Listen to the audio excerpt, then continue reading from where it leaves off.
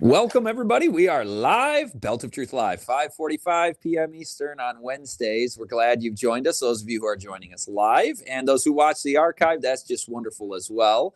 Our guest today is going to be Chad Kruezer, as you've seen on the thumbnail and in the video title. And those who, by the way, are watching this after the fact, and you might have missed a Belt of Truth Live episode here or there, please email me and say, notify me when you're going live. We send an email out so you get the link and the time and the place to be. But the topic today is going to be the health message. We're going to be talking about diets and the competing diets out there. A lot of people are going this way and that, and we're going, I feel pulled in different directions with things I'm hearing these days. But Chad Kruezer is a speaker, passionate about natural health, plant-based living, and simple remedies. Through faith-based and practical insights, Chad inspires others to embrace a holistic lifestyle for lasting wellness and vitality. And I'll speak from experience. He's been an inspiration to our family. He and his wife, Fadia, they've been in ministry for 24 years. Now, they were walking in the faith for 8 years before my wife and I did. And we're ahead of the game on the health message as well. So we've learned a lot from them and from others as well in this movement. And so, Chad, thanks for being on Belt of Truth Live. I know we've done programs together on other platforms, but this is the first time that we've been together on Belt of Truth, I believe, isn't it? It may be. Yeah, this may be the time. That's crazy because folks who've maybe followed my testimony, you've heard me mention Chad, that, we grew up together. We're still close friends to this day. And the fact that I've done almost a full season from September through to now of live programs, haven't had you on. It's overdue. It's an easy one for me because it's just natural. We can talk for hours on end. I've often thought when we're going for a hike Sabbath afternoon, or we're hanging out after potluck, after a meal together on Sabbath, that if we just had a recording of the last, 2.5 hours of our conversation, that would make great content. So thanks for coming to talk about, and we've talked about this very one. I remember on the Manistee River Trail, like 2 years ago, I was grilling you on paleo and keto and carnivore. Actually, I didn't know about carnivore yet at that time, but these have been the trending moves. And I know like 100% of people I've ever encountered who've tried a whole plant food diet that I believe in and live on and promote, like everybody I know who's tried that has seen tremendous benefits. But I'm also hearing stories of people who are gaining benefits in the short term from low carb diets like the ones I just named. So Chad is here to kind of walk us through the difficult, muddy waters of the diet debate. So Chad, thanks for being here. Take us through your perspective on this. Yeah, and open us with prayer, if you would, please. Let's do that. Heavenly Father, thank you for the time to be together as we delve into food, nutrition. I just pray that you would bless us with your presence. Thank you for Jesus. And we pray that you would direct our words and conversation in the name of Jesus. Amen. Amen. Well, this first thing I want to share with you to begin with, this is not trying to get off subject, but I think it's a super important point when talking about food or nutrition. A study was done by a woman by the name of Leanne Burge. I think it was, if I remember correctly, it was done up in Minnesota.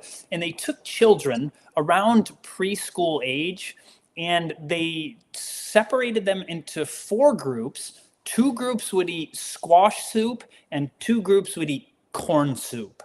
And those 2 groups eating squash, one of the groups eating squash would have a scientist sitting there with them.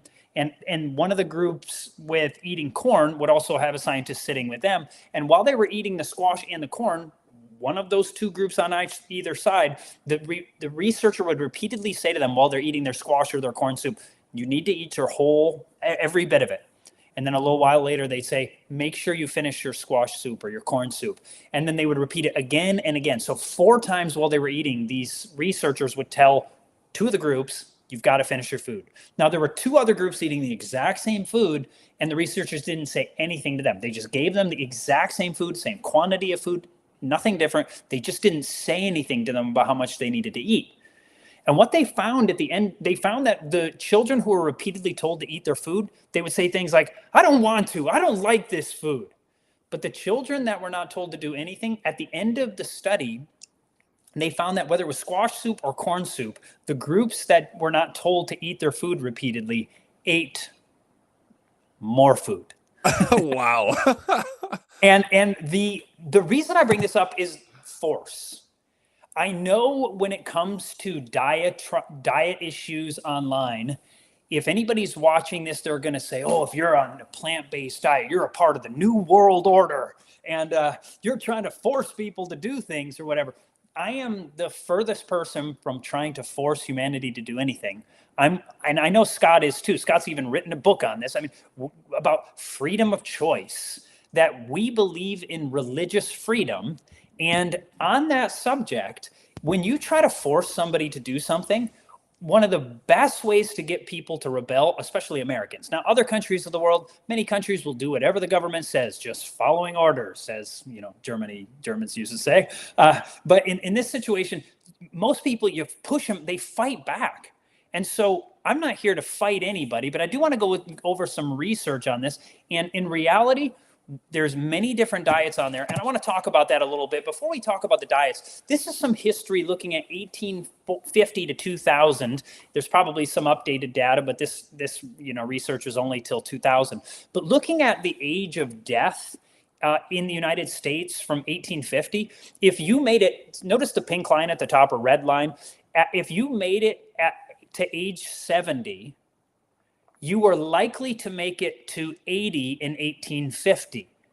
And you're about the same in 2000. So people who made it to 70, they were about as likely to make it. So if you made it to your olders, if you made it to 40, you were likely to make it to your upper 60s. And now you're able to make it maybe till your mid to upper 70s. So in reality, lifespan has not increased very much in the United States, except for the bottom line.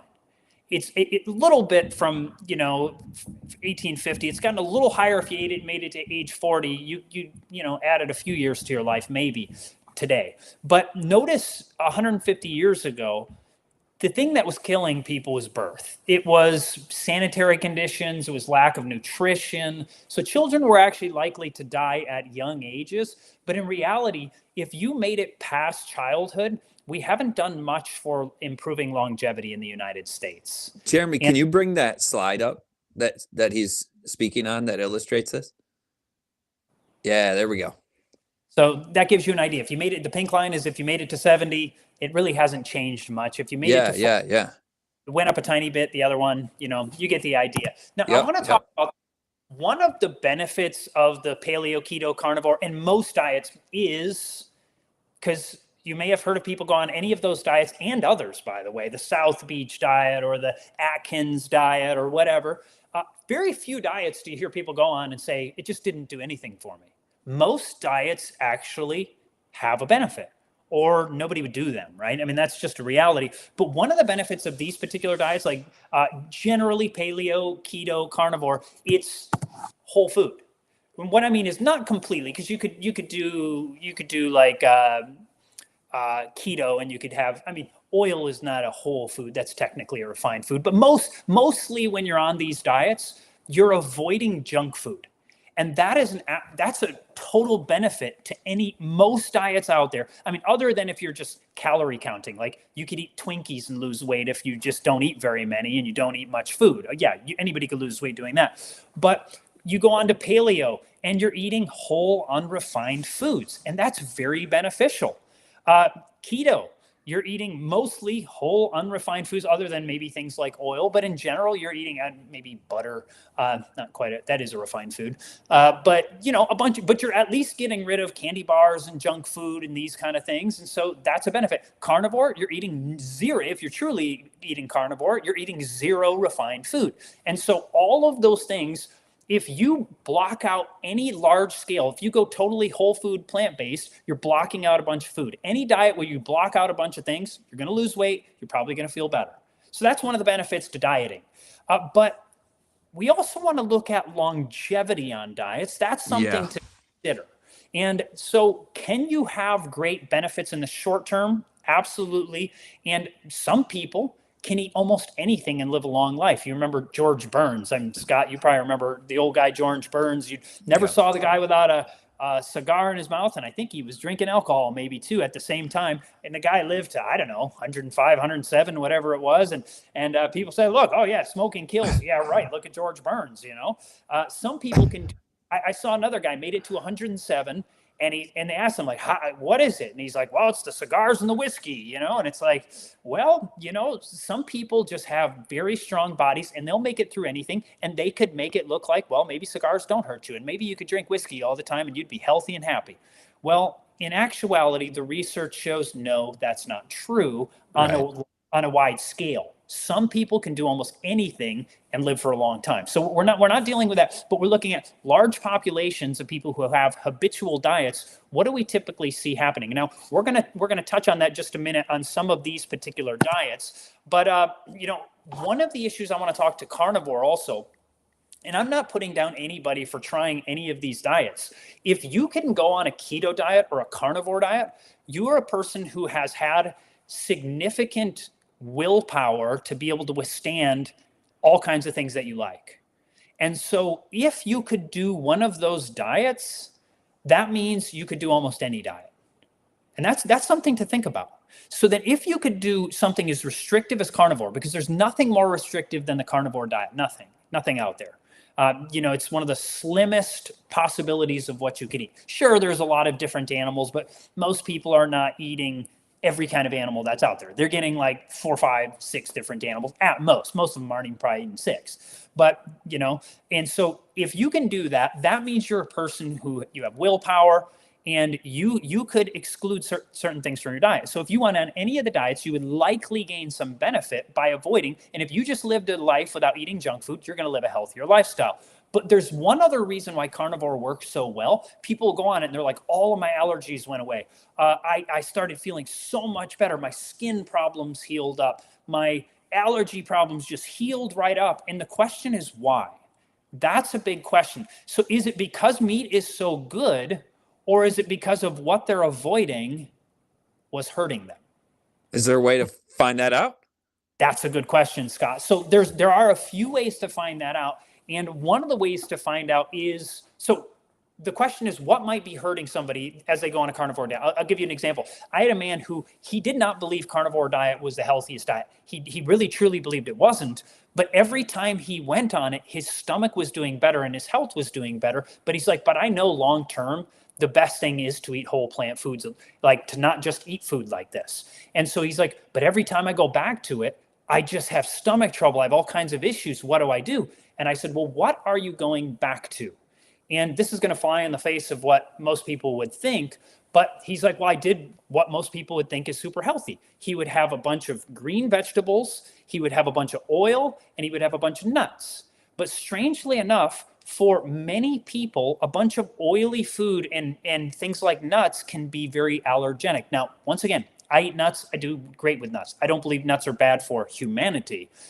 For people who have very sensitive guts, they're one of the things that are more common allergens. So he's diving right into foods and things like refined oil. It's not a sin to eat it, but it retards digestion. And people who have feeble digestion end up often having stomach trouble when they go to, just having salads and things all the time and nuts and so forth. And so I said, why don't you try cutting that out? Try eating some foods that are easier to digest, like fruit. And to begin with, when you go back to it, don't eat any raw. This is the opposite of what people think. They would think, no, go right to raw. People who have inflamed stomachs, imagine if you cut your arm or your hand. Imagine right now, I just cut my hand and it's all inflamed and it's cut open. What would feel better? This is just what would feel better if I rubbed some raw kale across it or some cooked, soft, warm kale over it? Oh, I just had some of that at dinner. Which one? It's good stuff. Was it the raw or the... Oh, the soft. Yeah, no, I don't eat raw kale. I can't eat raw kale. I mean, boy, I'd rather I don't fast. like raw kale myself. Some people do, and if you can handle it, more power to you. But I found that many people with what I would call feeble digestion or weak digestion, a bunch of this roughage that is in its raw state, it grades against, they have literal inflammation to their intestines. And so doing these kind of things or the stomach, it can be actually hard on them. So when you first go back to it, and you cook your foods. And sometimes when people are very, very sensitive, in the beginning, they even cook their fruit. And as they do this, they will often find, if they're not eating foods they're allergic to, will be easier to digest. Their body will slowly start to get used to the fiber, which is beneficial to them. And over time, they'll be able to start handling the fiber, and they can go back. And the guy contacted me, I don't know how many weeks or months later, he contacted me and said, it's working now. Thank you. And so I'm not insulting anybody for going on a diet like that. I get it. If you're having trouble digestion all the time and you do this and you're like, this is the best thing in the world, why would I do anything else? And it may be because of longevity why you might do something else. And so yeah. Well, I want you to get to that, Chad. And while you're talking about fiber, we know how good fiber is for you. And then some people kind of have to go back into that step by step through fruit, easy to digest food. You like sweet potatoes. Do you even recommend a guy like that or somebody else with trouble digesting peel the sweet potatoes, not eat the peels? Is that part of the... Yes, good point, Scott. And I would actually, yes. And so if you're a carnivore, you are a person who, like I said, can handle super restrictive diet. Now, I'm not saying the most restrictive plant-based diet when somebody has all kinds of gut issues is a temporary, not long-term, a temporary sweet potato diet, actually. And it's because sweet potatoes are one of the least allergenic foods probably in the world.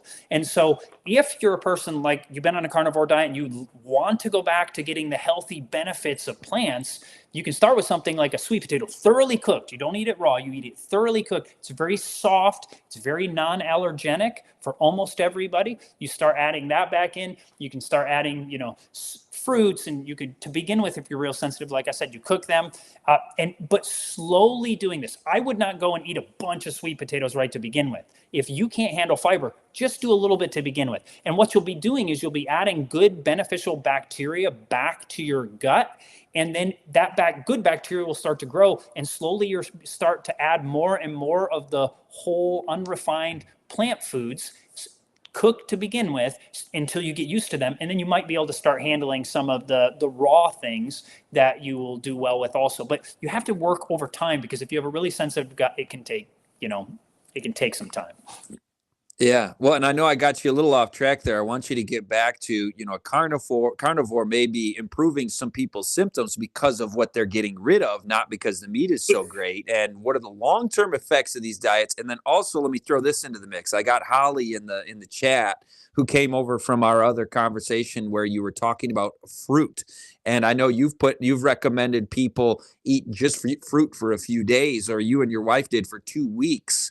And, weave that into the conversation a little later. I want you to keep, moving forward with your content there. But she's wondering, are the sugars bad? So touch on that as you continue to talk about carbs, versus. I'm going to come back. I have some great info on that. I want to come back to that. So good, one of the reasons why carnivore works, like you just said, Scott, was food allergies. Some of the most common allergies that people have are actually food related. So one of the more common food allergens is gluten containing things like wheat. Now, it's actually a minority of people who have that allergy. But if you have that allergy, getting it out of your diet, like my wife, she can't eat gluten. I do phenomenal. Yep, mine either. Do you do fine with it yourself though, Scott? Yeah. Oh, I eat gluten. So I organic wheat. And I do. And actually, I do think that's one of the dangers. So, and I don't want to get too off in the weeds on that, but what is the cause of the wheat? I know many people say it's the hybridization, but all plants that you eat are hybridized. You've never had an apple in your life that's not a hybrid. There's no such thing as a non-hybrid apple. They just don't exist. There's really not such a thing, but hybridization is a natural process of how plants are made, but that's a little beside the point. I actually think it has to do more with both pesticides, things like Roundup, glyphosate. It's an antibiotic. It's damaging to the intestines. Then the intestines become damaged, so then you can't eat that food, or maybe that you've taken antibiotics that have damaged the gut. Some scientists have suggested that. And so now that you can't eat it, it seems like it's a bad food, and it is for you. But that doesn't, like for me, I actually feel phenomenal eating high quantities of it. But once again, if you can't, do avoid it. But the reason why often carnivore, they feel so much better is because getting rid of the foods that there are, now it could be wheat, maybe it's not wheat for you. Maybe it's soy, maybe it's peanuts, it could be anything. It could be almost any food. I know someone who carrots they were allergic to. And so imagine you go on a carnivore diet and you're not getting carrots. So the thing that was causing you health trouble, and most people, it's a great food, but you get the idea. So it's actually an extreme way of getting rid of things that might be harming you. But if you can slowly, so like this man, I said, we'll slowly start adding things back. And if all of a sudden you add something back and you're like, oh, my stomach hurts, well, maybe that was the thing that was causing it. And so that's why it often works so well. Plus, like I said, you're avoiding junk food, and that makes sense. So you're going to feel better. Now, I want to clarify, I have a bias. Everybody has a bias. So for instance, if you're a standard evolutionist, you might say, well, I'm into paleo or I'm into carnivore because I'm a caveman. Well, we have very few cultures through history were carnivore. It's not a very common thing. You had some people that were close to it, like the Inuits, short-lived people like the Inuits. And I'm going to get back to that in a moment. But we have very few truly carnivore. Mostly people were omnivores through history. And we do have some plant-based culture throughout history also. But my bias, I'm just be open with it, because everybody has a bias. And if you don't think you do, I think you have the most bias. But my bias is I am a Bible believer. I believe in Jesus. He's my personal savior. And because I believe in the Bible, I actually believe in the story of the Bible. And I don't mind people mocking me for that. It's, it's okay. I get it. It's strange that you would believe in a book and believe in God like this, but God's changed my life and I'm not ashamed of that. And I actually believe the story is true. And I believe that mankind initially did agriculture, that he was initially not a caveman. And so my bias leads me to say something like paleo is inaccurate. Have there been cavemen? Yes, there are cavemen today, basically. There are men who live with, in the wilderness and have no, electricity and so forth. So there are people like that today. But I actually believe that's not the way we were created, that we were agricultural in the very beginning. And so and plant-based foods were the original food for humanity. So if they are bad, that would be evidence that the Bible is not true. But I'm a strong believer in the Bible, and I don't believe they are bad. Once again, if you have allergies, you want to avoid certain foods. I would get that. So going forward, I want to share with you one of the most extreme diet challenges. Speaking on keto versus low-fat plant-based diet, exact opposite diet. This was what's called a crossover study. And let me explain what a crossover study is. A crossover study is, let's say me and Scott and all of you listening, we're in a study. Let's say there's 100 of us. And they divide us into two groups. Group A will start on the keto diet, and Group B will start on the plant-based diet. And you'll eat that for a while, and then you will switch. And you will eat the exact opposite diet. So if you were eating the keto, now you'll go on the plant-based, and in the opposite side, the plant-based will go on the keto. So that everybody does both diets, so you can see how it affects everybody. Because what you could do is if you just do two sides, the plant-based diet and the keto diet, you'd say, well, this worked for them, but who knows? Maybe that would work better, or vice versa. You don't know. But if everybody does both, then you get an idea how it impacts everybody in the study. A crossover study by the National Institutes of Health looked at the impact of an ad libitum high-fat ketogenic diet. What's ad libitum? That means to eat till you're comfortably full and nobody's telling you, oh, don't eat or only eat this many calories. It's just, here's the food, eat as much of it or as little of it as you want. And so it was high-fat ketogenic diet. By the way, ketogenic diet, what happens is, for those of you who don't know, I imagine now most people know what a ketogenic diet is. It's a very high-fat, low-carb diet. And our body, instead of over time, can transition from burning carbs, which is the normal fuel for our body, it can transition to burning ketones. And so it's basically burning fat for fuel. So you could do either. It's more common for humans to use carbs for fuel, but regardless, so they put them on the high-fat diet, so they're burning fat, and they have the plant-based diet where they're burning carbs. And check out the diet. The high-fat diet was 10% carbohydrates and 75% fat, contrasted with 10% fat, super low fat, and 75% carb plant-based diet. This is a great study because it's exactly what the contrast. When you talk about low-fat plant-based, this is what you're talking about, roughly 10% fat diet, or the keto diet, with 10% carbs. And everyone went on a low-fat plant-based diet for 2 weeks. And at another point, the same people went on a meat-based keto diet for 2 weeks. And the hypothesis of the study, because these people were, believers in the keto diet, that the high carb plant-based diet would be inferior to the high fat diet. It was assumed that because the low fat diet was higher in carbs, it would increase insulin and make the people hungry. You're going to hear all over the internet, insulin is the thing that makes you fat. So you're going to get hungry, and you're going to eat more food because you're eating carbs. But what happens when you actually put it to the test? It turned out that while they were on the low-fat plant-based diet, they ate on average almost 700 fewer calories. Wow. That is incredible. Wow. That's incredible. Now, like 70 calories would have impressed me.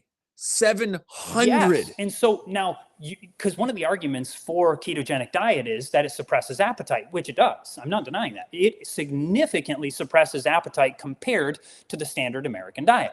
But compared to a whole food plant-based diet, not so much. It does, you're still going to lose weight on it, but you're not going to lose nearly as much as on a low-fat plant-based diet. Now, somebody might be keen thinking, it's probably because who could eat nasty low-fat plant-based, right? Maybe that's why, right? But here's the thing. We're going to get back to that. They ate less, even though they ate till they were comfortably full on both diets. Somebody might say, Chad, but that's not a good study. They should have been forced to eat the exact same amount of calories. No, that's the point. The point is, how much would you eat if you went on these diets? Yeah. Yeah, how does the real world work, right? It's like, if you're on this diet, how do you actually eat? And Scott, take a guess. Why would a whole fat or a whole food, low fat plant-based diet, why do you think people would eat less calories? What would you think? Because your stomach gets full faster because it's a bunch of fiber. That's exactly it. So you're eating a lot of fiber, and fiber has no calories, and and there's water in it. And so what does it do? It bulks up your stomach, and your stomach's like, stop, that's enough. I've had enough. Don't feed me anymore. Whereas when you're eating something like meat, oil, high-fat foods, they're very small and they have a ton of calories, but they do suppress your hunger because your stomach can actually only let through the sphincter a small amount of fat at a time. So what happens is you eat a bunch of meat or a bunch of fatty foods, and your stomach's like, please don't. I can only go through so much. And so it slowly lets it out. So you don't get hungry for a really long time, but you'll still eat less on a low-fat plant-based diet. But then now, Chad, you're not eating sugar on this high carb version. Thank you. Right?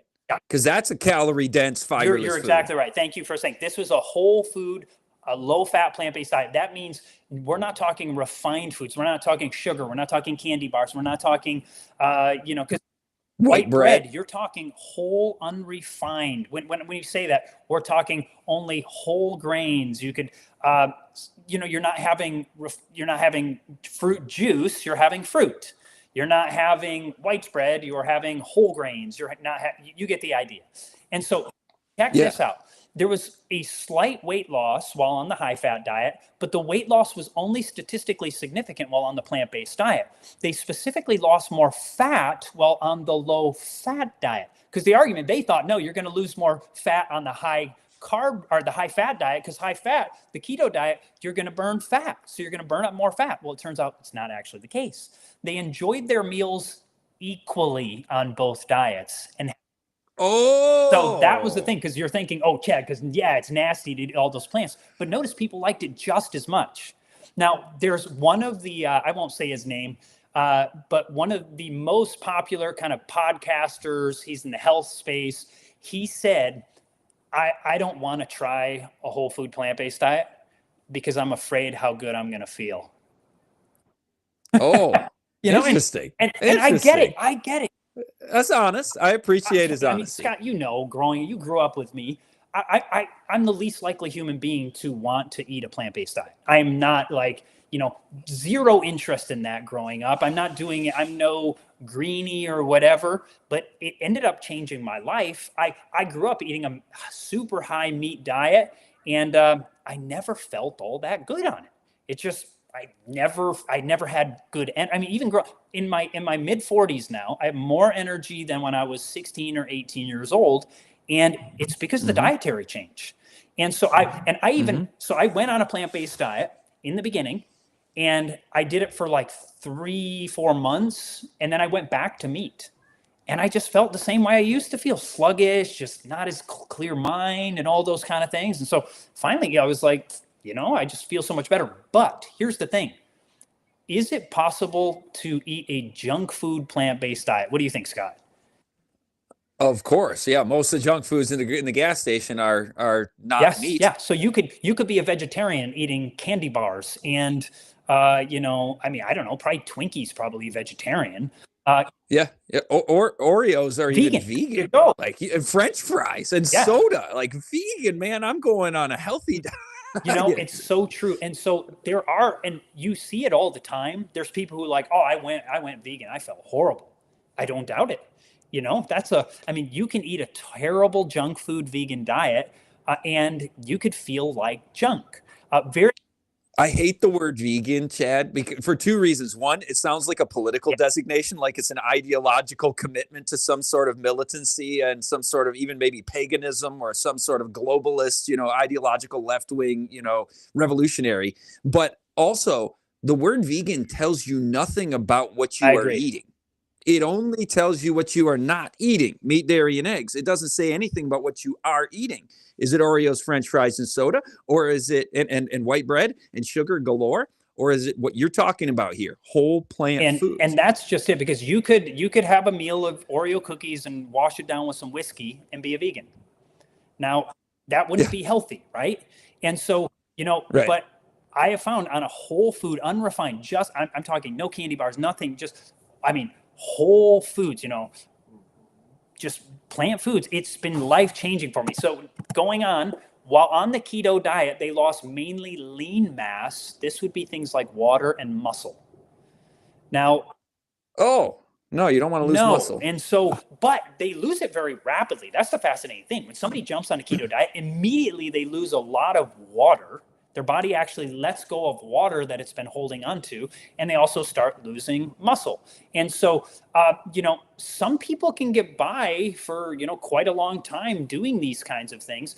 But generally, like I said, you can look at the research. Generally, they can reverse their type 2 diabetes very rapidly because they're hardly getting any carbohydrates. And so they can reverse their type 2 diabetes. But generally within, so for a year, they can reverse it. And then generally by the next year, it comes back, the type 2 diabetes. Oh, So, and I'll if we have time, I'll actually go into the way the diabetes works in a little bit, and we'll explain.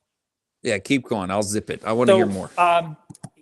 going forward, when blood sugar was tested with the oral glucose tolerance test, they found that the blood sugar on the low-fat plant-based diet averaged 115 2 hours after ingesting the carbs, and 143, so higher blood sugar on the high-fat meal. So blood sugar was significantly higher while on the high-fat diet in this test. By the way, I should clarify. Typically, one of the big things that the keto folks say is that, you know, your blood sugar should never get higher, and we do actually want some increase. It's like saying you never want any inflammation. Exercise causes inflammation. So inflammation is not bad in and of itself. It's bad when you have chronic inflammation. But you get, you know, you inflame your muscles. You do certain things to your body when you have strenuous exercise. But that's good. It actually causes healing. When the body heals, your muscles grow back stronger. And so we don't want super high blood sugar spikes either. But there is a level of increased energy. And many people on the keto diet find that they're sluggish. They're tired because they're maybe not getting quite as much as they would like. And their bodies just, they can also have one of the things that a lot of fat can do to the blood is they actually call it sludge blood. And if you watch a video of it, it's incredible. The blood just like just kind of moves through like a river full of thick mud rather than. I want you to share that video. Come back another when you're back another time. Bring that video. I think we should show that If to you folks. Google anybody, just right now, if you, I don't mean to go do it now, but type John McDougall Yeah. sludge blood video, you will watch what it looks like, normal blood flow versus sludge blood. Going forward, this is why the low-fat diet has been so successful at reversing diabetes and weight loss. Weight loss is one of the greatest factors in type 2 diabetes. This is also the diet used by both Esselstyn and Ornish to reverse heart disease, meaning the whole food, not vegan, because vegan can be junk food. Vegan could make you fat. Vegan could make you unhealthy. But we're talking about a whole food, unrefined, plant-based diet. Now, the exciting thing is that on the keto diet, you lose weight super fast, but the bummer is that it seems to consist mainly of water and muscle, and you're more prone to retain the fat. Now, yeah, we already touched on this. Why do people feel better on a carnivore diet? They're getting rid of junk, and they're probably getting rid of. But here's the other thing. when we look at refined grains, we're talking white bread. 95% of the grains Americans eat are refined. So you go on a carnivore diet and you're not getting all this junk refined food in your body. And so your body's like, yeah, this feels better. And so you're associating it with the carnivore diet itself, but it might be more what you're avoiding than that the meat is so amazingly beneficial for you. And that's really something to consider. And let me jump forward. Now, I know the cultures that people typically point to, they point to a few cultures as the apex of either the paleo diet or what they would call carnivore diet. But typically these cultures are not carnivore. One of them is, and we'll touch on that in a moment. But the Maasai, you may see articles like this. The Maasai keep healthy despite a high-fat diet. Now, this is the argument that was made in the past. People looked at them, and one of the scientists went to them, and they looked at them, and they're like, and they reported that they didn't see heart disease. And but they didn't, people don't tell you that when they did that research, they didn't actually they weren't doing blood work. They weren't looking at their arteries. They were just looking at them, and they're fit. So they figured they must not have heart disease. And what ended up happening was that when they actually scanned them, I think it says in 1964, George Mann and collaborating researchers published a paper in the Journal of Atherosclerosis Research documenting a lack of heart disease in Maasai men, at least as assessed by risk factors, physical exams, and EKGs. Cholesterol levels were low, average around 130, and which is actually very good to have. Under 150, you're in nearly a heart attack-free zone there. But nevertheless, high blood pressure was uncommon, and they were very slim. The average BMI was about 20, which is lower than the limit of the healthy range by current U.S. standards. But what was their diet? Well, it turns out they hadn't actually measured it. The accurate measurement of dietary intake of these people proved extraordinarily difficult. We were able to make only limited measurements. This is difficult. The difficulty is because of the erratic food intake. And what about the previous imperfect assessment of heart disease? Dr. Mann, who published some of the early research, did an autopsy of 50 Maasai men and found that they had extensive hardening of the arteries. So before they didn't do that. Wow. And so that became very popular. Look at these people. They eat all this meat and they don't have these problems. And they had disease, which was coronary intimal thickening, on par with older American men. So they have just as much heart disease as American men. Now, these are shown as one of the apex of the this diet, this carnivore diet. And over 80% of the men over age 40 had severe fibrosis of their aorta, the main blood vessel from the heart that supplies the rest of the body with blood. So once again, they were just looking at risk factors. And these guys, they were fit, they were healthy looking, they were thin, their cholesterol was good, but they actually were riddled with atherosclerosis on their high meat diet, meaning the plaque in their arteries was just as bad as some of the unhealthiest humans in the world, i.e. Americans. Now, that is, most people don't know that, and they hear the influencers on YouTube who just hear the old research that, oh, look at these people, they're so healthy, and articles still say the same thing. Like this. Here's Discover saying the Inuit paradox. Now, in the research, they actually still call them Eskimos typically, but often, people call them Inuit. How can people who are gorge on fat and rarely see a vegetable be healthier than we are? That's a good question. And the question shouldn't be, how can they be healthier than we are? The question should be, are they healthier than we are? And it turns out when you look at them, they actually live significantly less than most people. What do they find? That fish oil in the Eskimo diet, another medical myth debunked. We found that the fish oil does not actually help heart disease. And what they found is they found 48 studies, a review of the evidence of those studies, that leads us to the conclusion that Eskimos have a prevalence of heart disease similar to non-Eskimo population. They have excessive death, mortality due to cerebrovascular strokes, and their overall mortality or death rate is twice as high as that of non-Eskimo populations, and their life expectancy is approximately 10 years shorter than the Danish population. So I don't know how it got popular to look at cultures that are short-lived and put them as a great example of what we should all be striving for, because the research doesn't actually fit that these are the picture of health like many magazines or YouTube videos would say. That's just not what the reality is.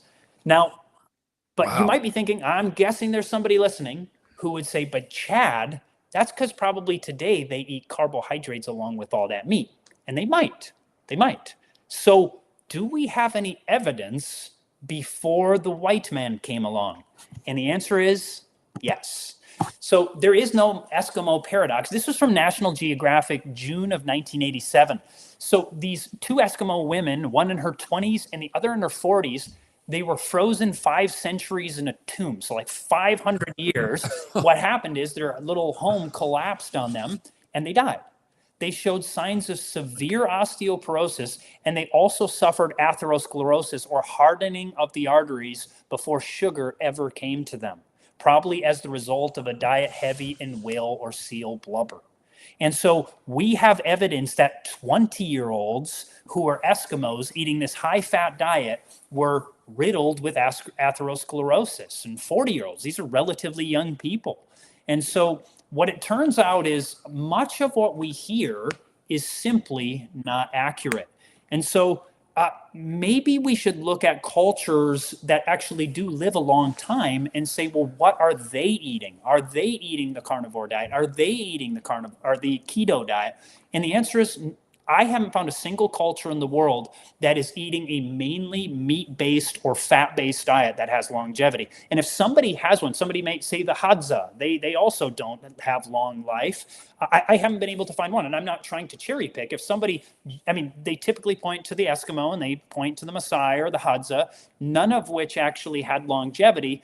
And as far as we know, at least we know specifically when it comes to the Maasai and the Eskimo that they're riddled with atherosclerosis. With the Maasai on par. Oh, by the way, why did they not have high blood pressure and so forth in the Maasai? Well, it turns out they live at high elevations, and high elevations evidently cause enlarging, that's not the right word, basically, growth to the blood vessels. They actually get larger.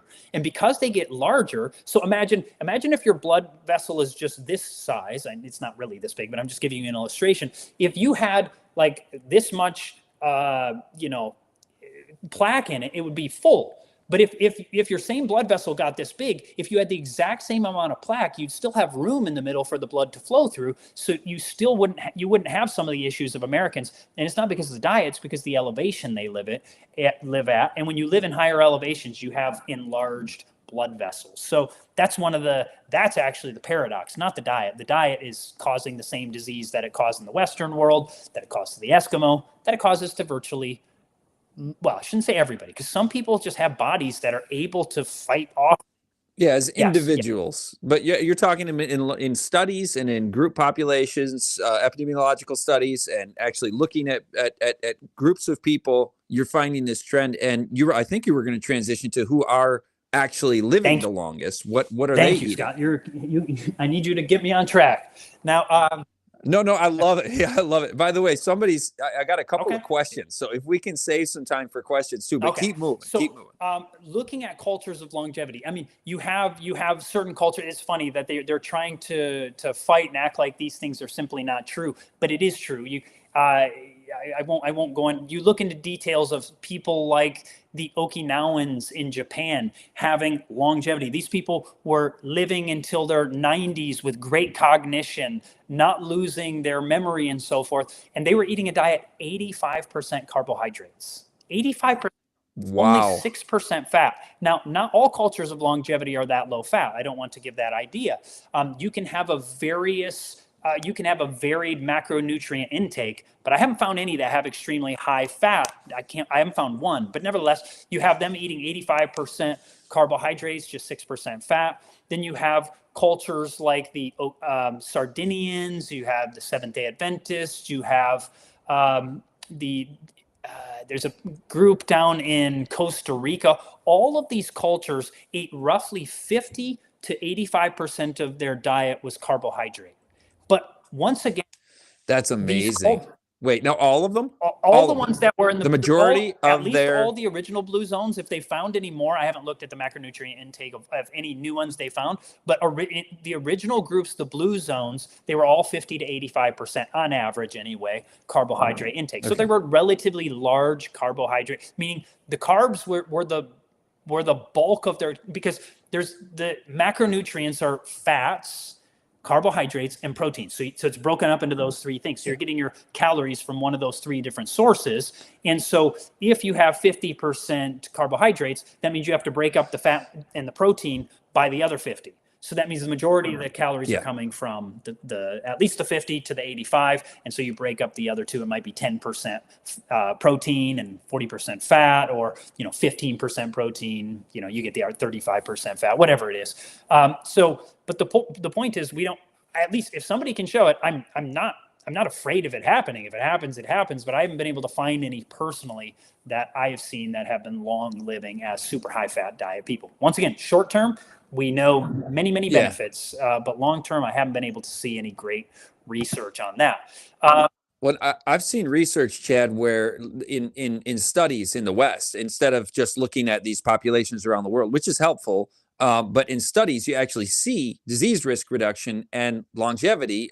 In other words, all-cause mortality risk rising with low-carb diets. Oh, yeah. So what you're sharing is borne out in the research. And some people point to these cultures like, oh, the Okinawans, they didn't have pesticides and herbicides and, a lot of the modern toxins and stuff. But you said the Seventh-day Adventists, they were a population of Adventists, particularly located in Southern California in America in modern times, yes. Right?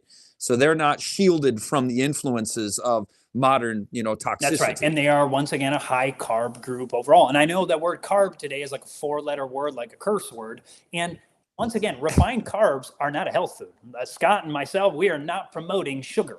But when it's in the package that God put it in, it is beneficial to our health. Let me give a quick illustration. That's Shannon's question. I forgot her name. It was not Shannon. Holly's question. She was wondering about, you love fruit. You're always like, yeah, I eat a bunch of fruit. And she's like, well, what about the sugars in it? Let me give an illustration that will hopefully answer this. And if I forget to answer that, I'm not trying to avoid it, but hopefully this will answer it. A little off subject, but they have looked at people's level of lung cancer, and they found that people with higher levels of vitamin A had lower levels of lung cancer. So they came up with an idea. They said, let's try doing a large scale study. I think it was tens of thousands of people in Scandinavia, where they said, let's try giving smokers either a placebo or vitamin A as beta carotene, a vitamin extracted. We could call that refined vitamin. And so they gave that to many smokers. And what they noticed was these smokers who were taking vitamin A ended up getting more lung cancer, which is just the opposite of what they expected, because people with more vitamin A in their bodies have lower levels of lung cancer. What's going on here? Well, it turns out that when you get your vitamin A in the carrot, in the sweet potato, in the kale, it lowers your risk potentially for things like cancer. But when you get it in a refined product, vitamin A could be detrimental to your health. Now, that being the case, think about that. So in the package that God put it in, it actually fights disease. When you take it out of the package God put it in, it actually might cause disease. Now, let's take that to the fruit. Sugar is detrimental. We look at research very clear. No, I don't know of a human that would disagree that eating refined sugar is detrimental to health. The research bears it out. We recognize that. That's what we see. But when you look at people who eat fruit, the research over and over and over is beneficial when people are eating it as a whole food, like eating an apple, rather than apple juice, right? But when you eat it in the whole package, you generally see enhanced health, enhanced longevity, not a detriment to somebody's health. And actually, fruit in general lowers the risk for things like type 2 diabetes. And so That's amazing. It is absolutely amazing. So once again, the parallel is there. When you take break down something God made and you separate it thinking you're going to, break down. There's a verse in the Bible, I'm taking it fully out of context, but it says, what God has joined together, let not man put asunder or break apart. Now that's talking about marriage. I'm taking that out of context. But the point is that when you break down something that God meant to stay together, it's detrimental to your health. So I'll get back to the fruit, hopefully, as we talk about diabetes in just a minute, and that will hopefully make.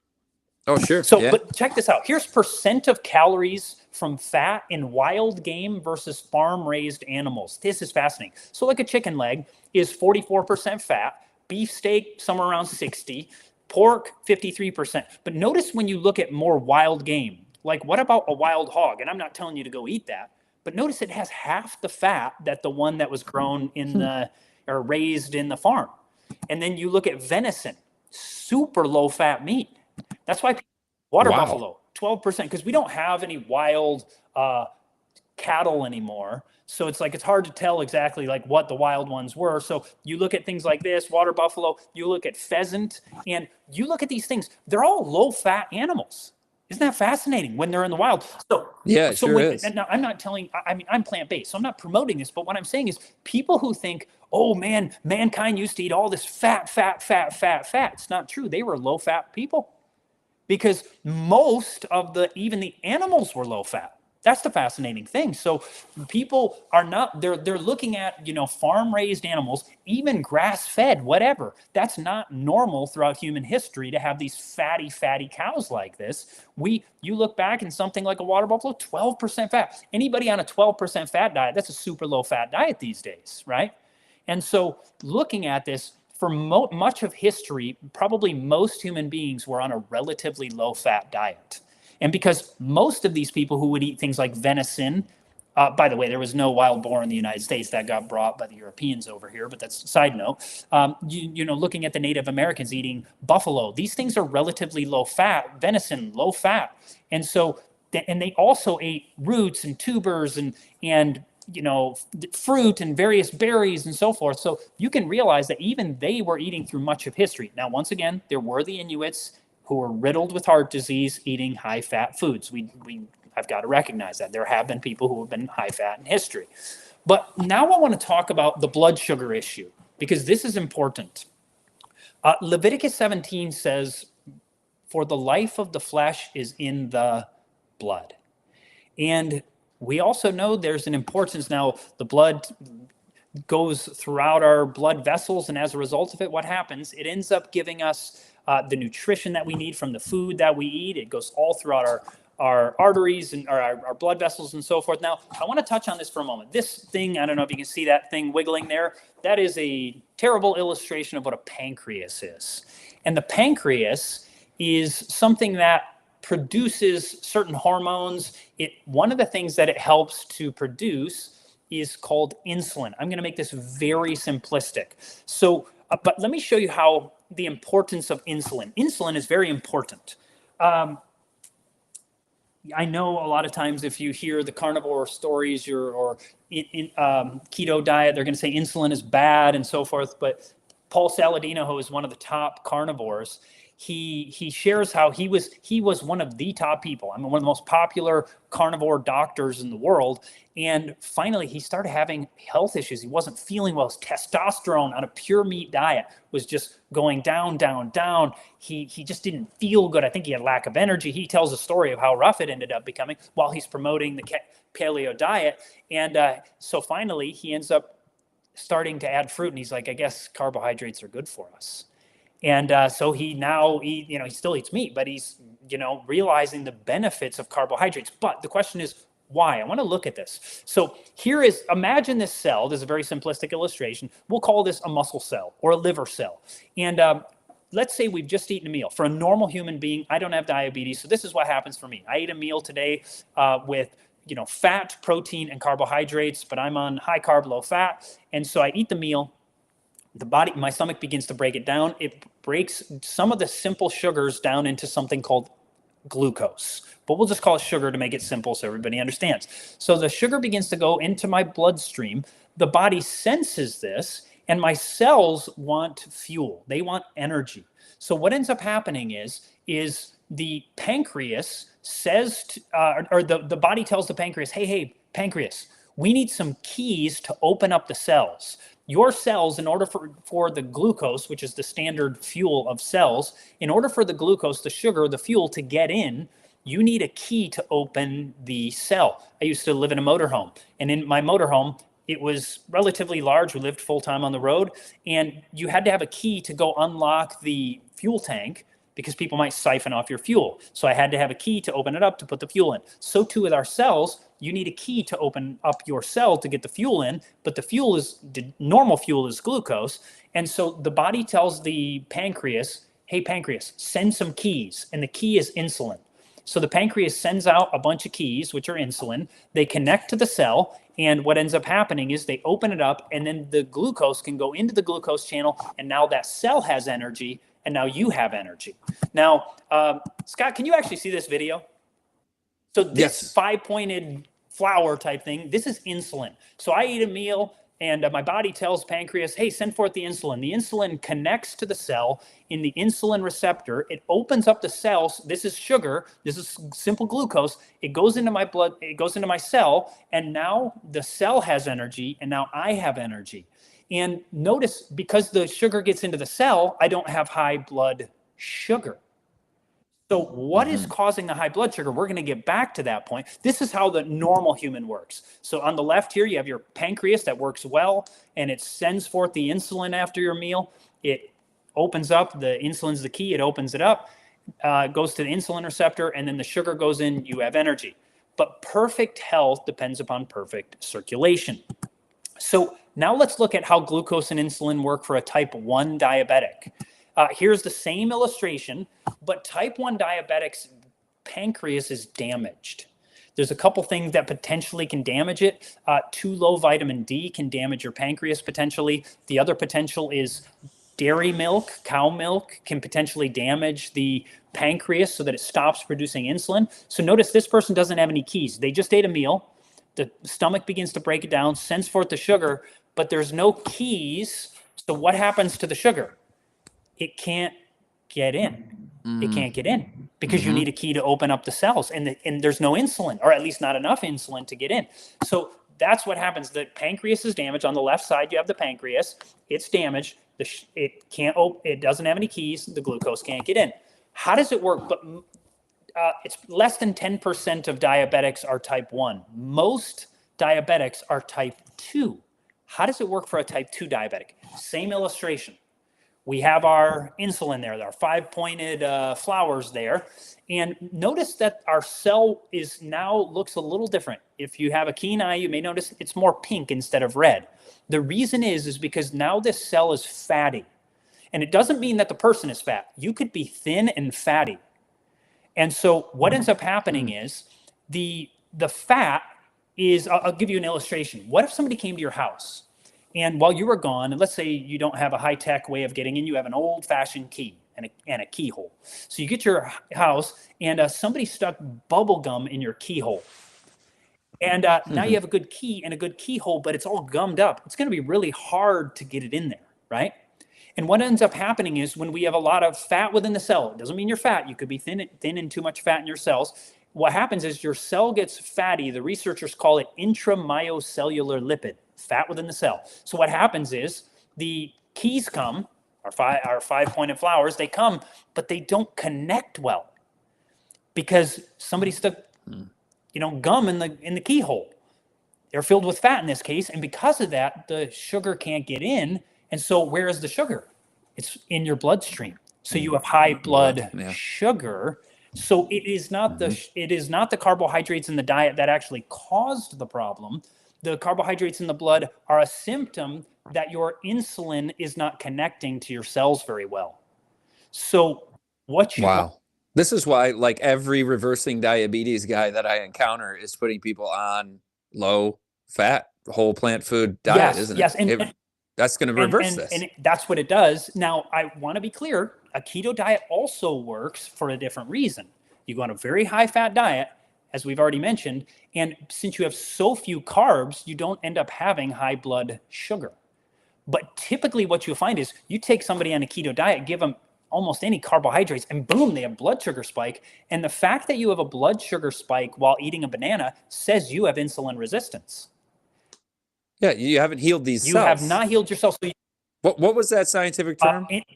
That's the fatty cell? Intramyocellular lipid. It just simply means. That's a term we should all know. Like, that's very important. It is very, very important. So once again, it looks like it would be kind of like this. So you're like, hey, I don't have diabetes because I don't have a high blood sugar. But then you're like, have you eaten a banana? And they're like, well, no. Well, you eat one and then your blood sugar spikes and you're like, yeah, but that's because carbs are bad. Well, it'd be kind of like this. Let's say I have let's say all my life, Scott knows me, and I've struggled with athlete's foot, which I haven't, by the way, but let's just imagine I have. And then finally one day Scott calls me up and says, how you doing? I'm like, I'm phenomenal. I don't have athlete's foot anymore. And you're like, really? Oh, I'm so glad you've had that. You've struggled with that for a long time. And you're like, oh, I'm totally healed. And it's like, well, what'd you do? I cut my feet off. Or another way of saying it, I don't walk anymore. And because let's say I kept my feet on, I just don't walk anymore. But now my feet don't hurt. So it's like it's healed. Well, it's like, if you feel the pain when you walk, you get the idea that if the body doesn't function properly under normal human experience, it is normal for humans to eat carbohydrates.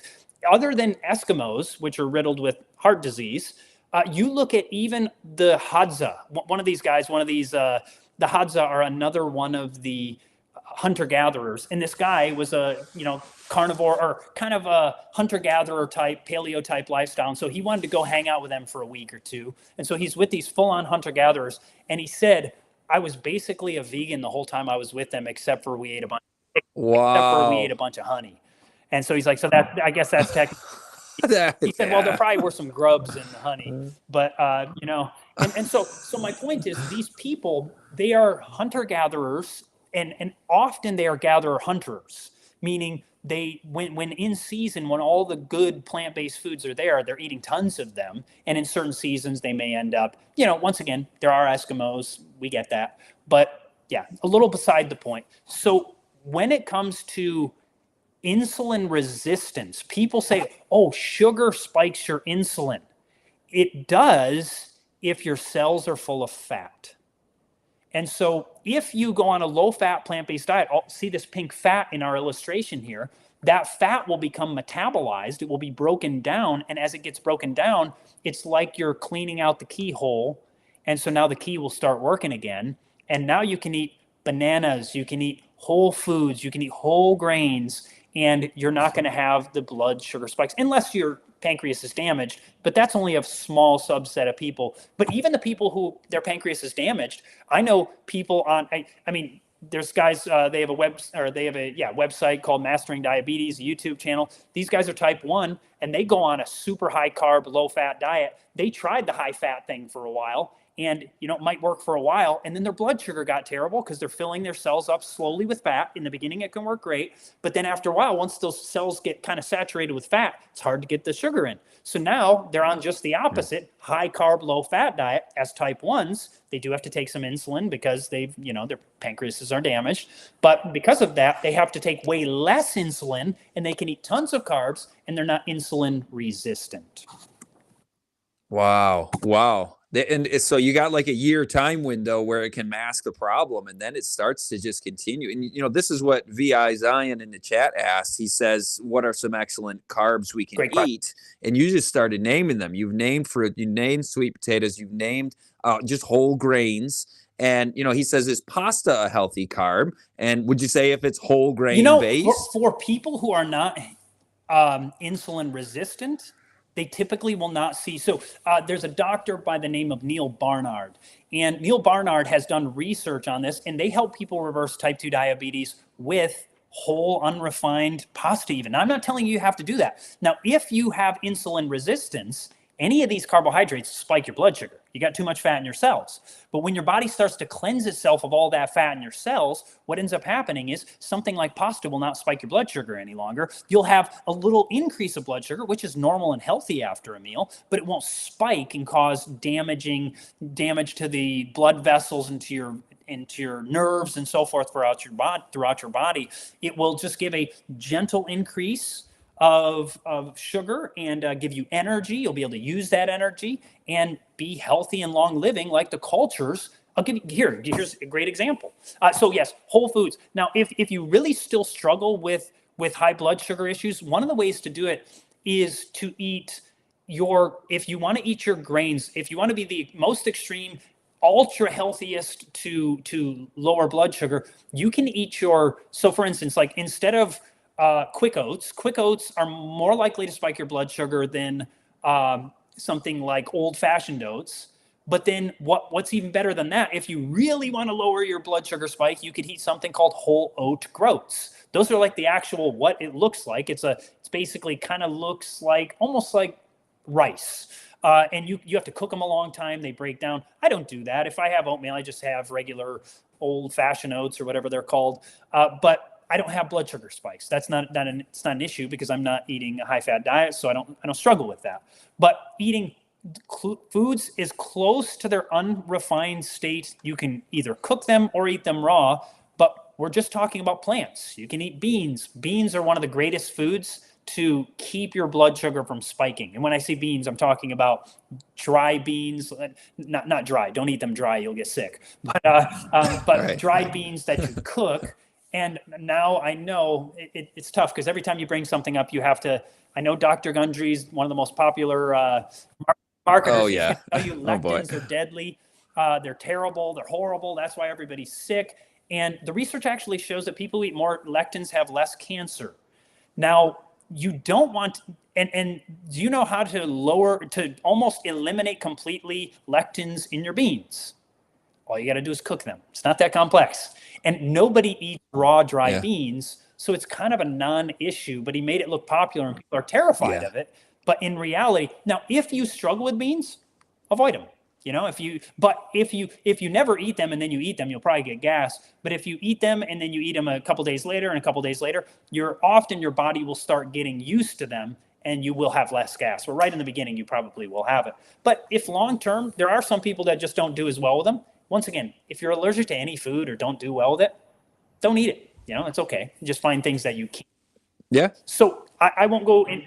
Yeah. Chad, can I throw in one more question from Please. Sammy here? On the whole food plant-based diet that you're discussing, he wants to ask about muscle gain on veggies vegan diet.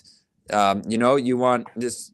A lot of guys might be concerned about, you know, if I'm going to be a soy boy, you know, I'm gonna lose some of my muscle mass and testosterone. Now, you already showed us that those who are on the high-fat diet lost the lean muscle. So great when they were losing weight. But how about just in general? To answer the question, I want to first preface it with, if you watch YouTube, the most popular people on there are typically massive. And what you find out is it is amazing how many people are on hormone replacement therapy or TRT, testosterone replacement therapy, or on steroids. They're unbelievably popular right now. And you could become a Hulk on steroids on a vegan diet or on an animal-based diet, whatever one you wish. Now, I don't promote steroids because it's not a healthy way to live. And so we have kind of a false conception on the internet. It is, if you look back, I grew up in the 80s. Scott and I grew up in the 80s together. And we were friends since we were kids. And, you know, buff men were not like buff men today on YouTube. Guys are just jacked, massive, and they are ripped because there are, you know, there's something called tren. There's a number of different chemicals that are people taking to get jacked. And so many guys are sitting there online and people are like, you know, there was that guy, the Liver King, acting like he became this absolute Hulk because he was eating, you know, just meat, and organ meat. And it turned out he was on steroids, you know. So I only preface that to say, the idea of what big and bulky is today is almost all perpetuated by supplements or drugs. But can you be fit? And now there are plenty of vegan bodybuilders. There are plenty of vegan. I mean, the guy, his name's. I don't like his politics and his agenda, but Arnold Schwarzenegger.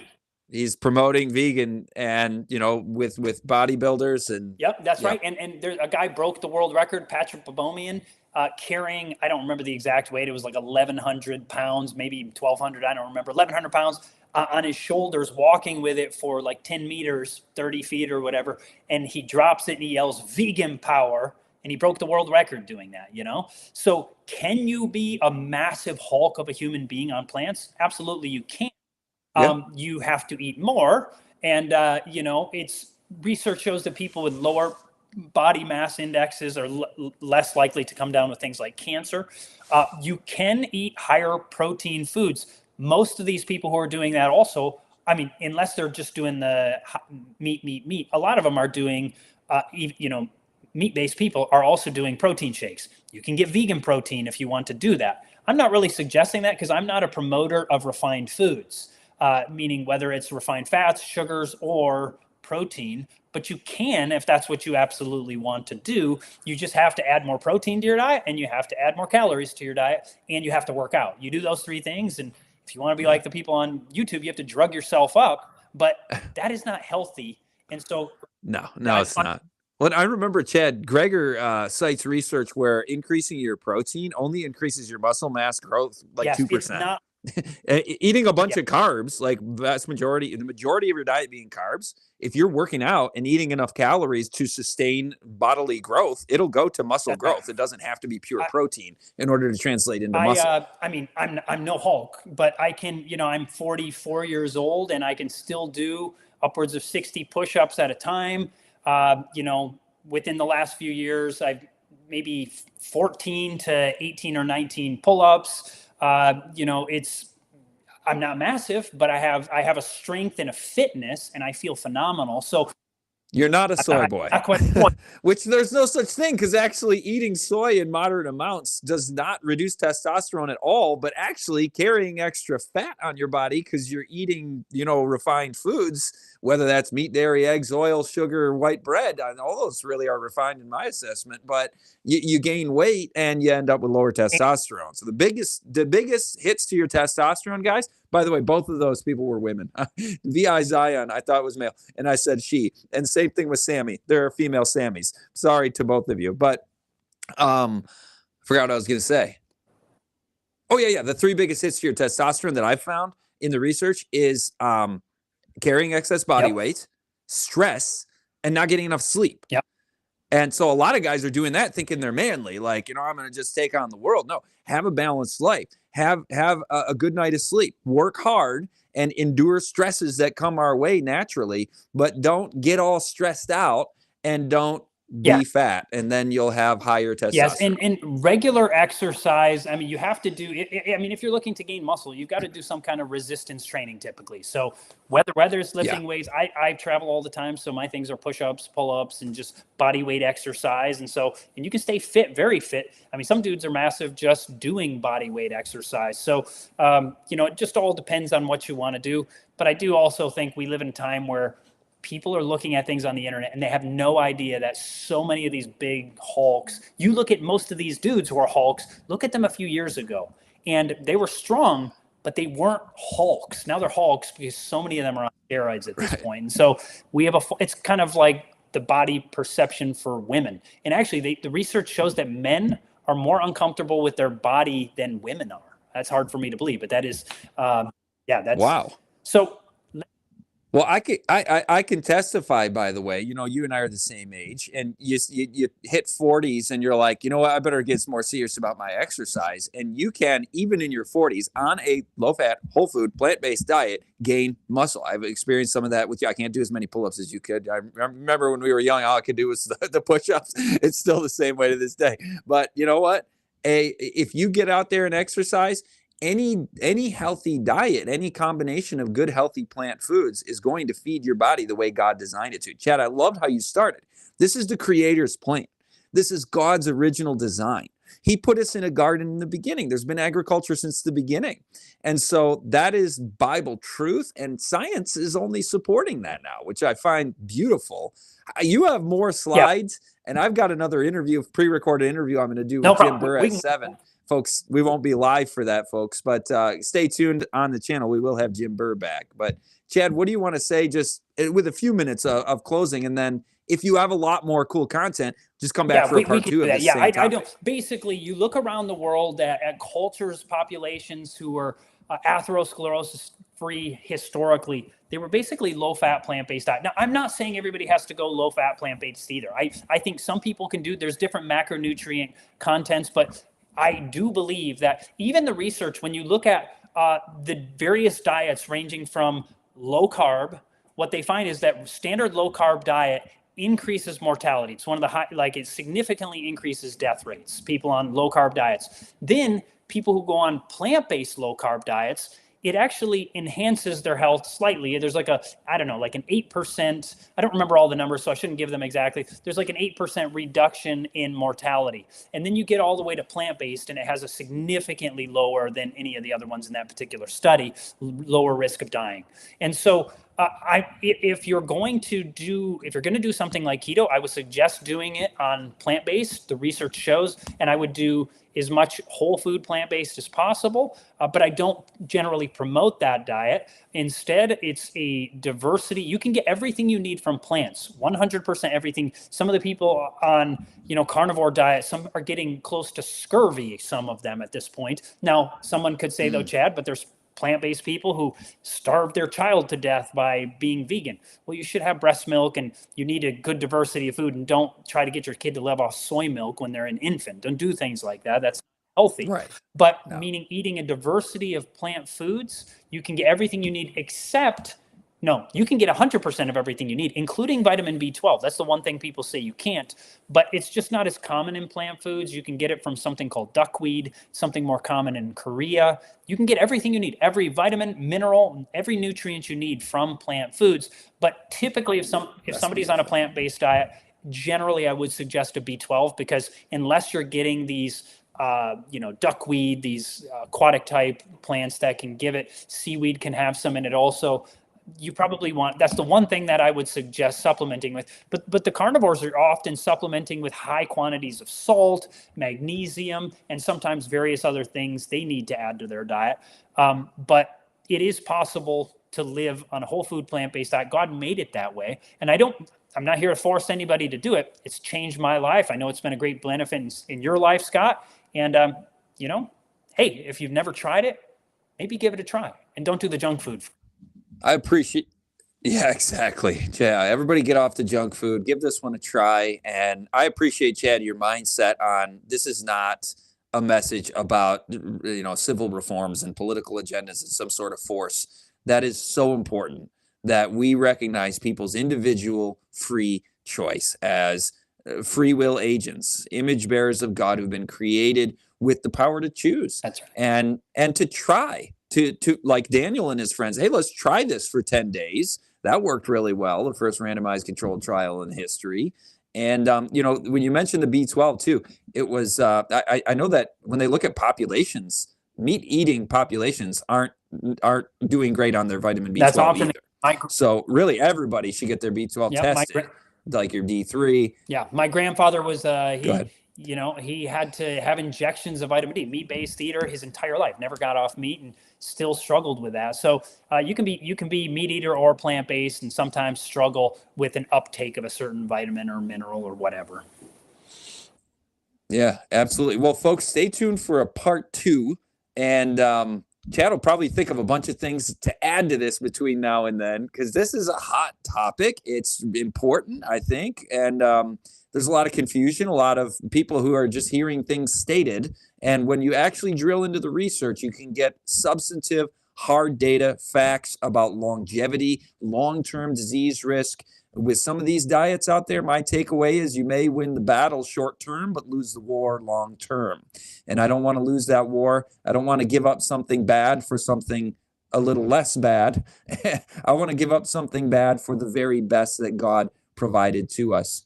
So thank you, Chad. How can people find you and your work? So a couple things. By the way, if somebody really wants to try the very, very few, I'm not saying everybody needs to go low fat like that, but if you are struggling with some issues like heart disease, diabetes, going on the low fat diet can be extremely helpful. Other people might be able to do more of a moderate fat diet. But if you really want to go on what we call the therapeutic diet, we have a cookbook on anchorpointfilms.com. On the left side of the screen, there's kind of a bar, and it says Cooking with Natural Foods. There's a book, and in that book, it has recipes. It has normal plant-based recipes, and then it has therapeutic recipes, which are the 10% roughly fat diet.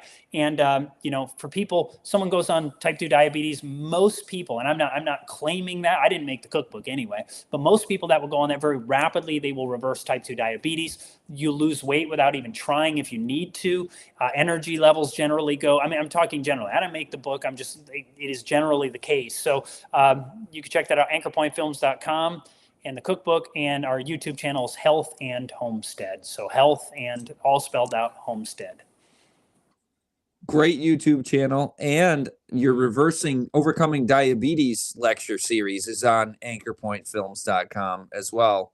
And part of that therapeutic, the lady, Holly, I think it was, who was asking about fruit, trying a fruit fast. That's something that you can do. Folks can watch our. Yes, if you want to do that, it will typically. Now, if somebody has a lot of insulin resistance, you go on a fruit diet. The first day or two, you might have blood sugar spikes, which one or 2 days of blood sugar spikes is not the worst thing. It's the long term that's dangerous. But you start doing this, and very rapidly you'll start metabolizing the fat, and your blood sugar will start coming down. And it is amazing for many people to do. But not telling everybody to go on a fruit diet. I'm not fruitarian. Well, I recommend, when people email me, I get these emails frequently about overcoming lust, particularly men. I got this fruit idea from you, Chad, and I don't know if I've told you this, but they are finding great benefits from this. I have them go on whole food plant-based diet, but the first 3 to 5 days eat only fruit. And this is just like the carbo challenge. We did the carbo challenge where people ate only, the demonized high carb foods for 10 days. And the average person lost weight, and every single one of them who wasn't already pretty much eating that way found mental benefits. And that's where the lust battle is there. And I know you talk about spicy food when it comes to that issue. Man, we should talk about that. We should talk about diet and mental health next time. Let's do that. And then you can wrap this section up too that we didn't get to, because I'm up against the deadline. I think let me see if I got anything else worth sharing. No, I think we're pretty much good. I think basic just to get, they found, reversal of heart disease, starting to reverse the basically dilation of the blood vessels, angina, which is the crippling chest pain going on this diet. Within 21 days, 90% of people roughly reversing their crippling chest pain by going on the same low-fat plant-based diet. It's, like I said, Okinawans did it. That was their lifestyle. Now, actually, sadly, they got Kentucky Fried Chicken, McDonald's, and now the Okinawans, who were a culture of longevity, have become the most overweight Japanese. Went from the longest living Japanese to the most overweight, sadly. So, changes in lifestyle. It's once again, but that's it. It's like poor lifestyle choices. And if you're, like I said, if you're a person who did keto, carnivore, any of these things, you are a person who have discipline to be strict with something. You could try something like this. You tried that diet, carnivore, keto, whatever, maybe try the opposite and see how you feel. And like I said, it may take a little while. The transition might be hard, because anytime you make that transition, you might feel crummy because your body's not used to it. And you have a lack of energy for maybe a week, 2 weeks. But if you're sticking to whole, unrefined foods, typically everybody that I've seen do truly whole, not refined junk food, finds just massive increase in energy, or at least I haven't found anybody that loses energy except for initially. So I just want to warn you that you might feel crummy for a few days to at most 2 weeks. Yeah, give it 2 weeks. And what do you have to lose? Just give it a try. And Chad, thank you for the way that you approach this conversation. And thank you, Sammy, for being here, and all of you guys. Follow Chad at Health and Homestead on YouTube. I'm Scott Ritsema with Belt of Truth Ministries. We'll see you all next time. Oh, and subscribe to CDN as well. Thank you to our producer, Jeremy. Great job. And you can follow them over there at that QR code. We'll see you guys next Wednesday, 5:45 p.m.